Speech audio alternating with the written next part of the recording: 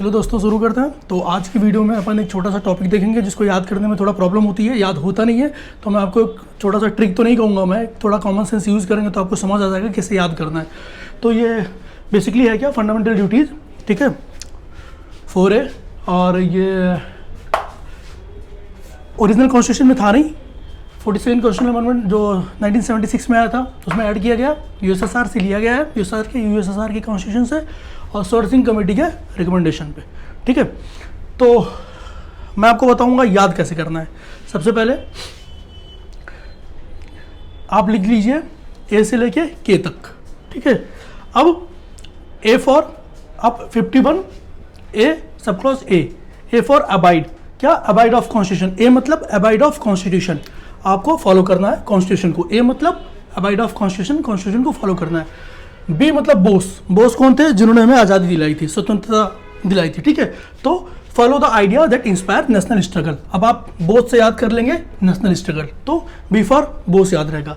सी for याद करेगा, सी for आप याद करेगा कंट्री, कंट्री की क्या, सॉवरेनिटी, तो C for sovereignty, unity, integrity of country, आपको याद हो जाएगा। सी फॉर कंट्री याद करिएगा, कंट्री की क्या, सॉवरेनिटी जरूरी है, ये हर इंसान को मतलब ये नैतिक दायित्व है कि उसके बना रहे कि हाँ कि कंट्री की सॉवरेनिटी सबसे ऊपर है।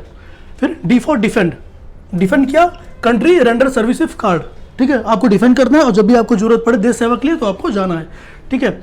ई फॉर इक्वलिटी, किसमें इक्वलिटी, हार्मनी, ब्रदरहुड और remove practices that are derogatory in society, ठीक है। जैसे सती प्रथा वगैरह था तो वैसे ही कोई भी ऐसी प्रथा जो सोसाइटी के लिए ठीक ना हो उसकी बात कर रहा है, उसको हटाना और इक्वलिटी लाना है, हार्मनी, ब्रदरहुड लाना है, ठीक है। और F for force, F for force, force से क्या याद रखना है कि रिच हेरिटेज एंड कल्चर, इसको भी अपन को प्रोटेक्ट करना है, ठीक है।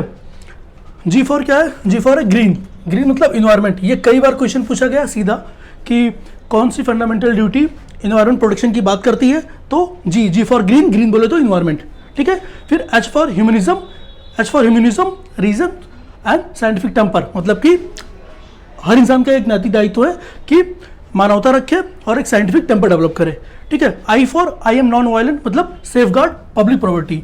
I for I am non violent मतलब कुछ ऐसा तोड़फोड़ मत करे, एक मर्यादा में रहे, ठीक है, कुछ तोड़फोड़ मत करे और पब्लिक प्रॉपर्टी का सेफ गार्ड आपको ही करना है, ये आपका एक नैतिक दायित्व है।